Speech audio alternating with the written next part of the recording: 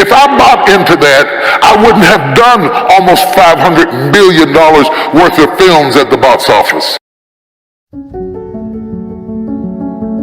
When you start thinking about streams of income, think of multiple streams of income. I wanted to preach. I'm called to preach. You know me from preaching. You know me from ministering the gospel. And I love what I do.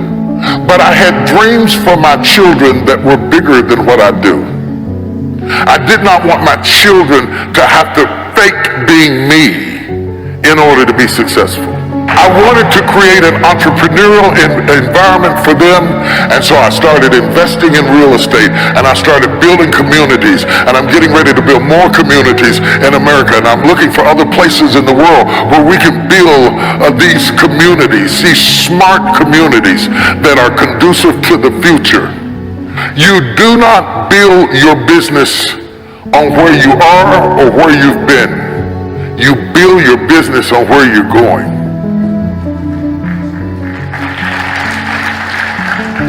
So then, if you are building for the future, then you have to reimagine your strategy. I'm going to give you a couple of big words, big words, like strategy. Because when they left off the last session, they said, we've told you what to do. What is left for you to figure out is how to do it. I'm going to help you with what's left. This is how you're going to do it. You're going to do it through a strategy. I got here through a strategy. What is a strategy? A synchronized step-by-step plan from point A to point B. Your strategy is important.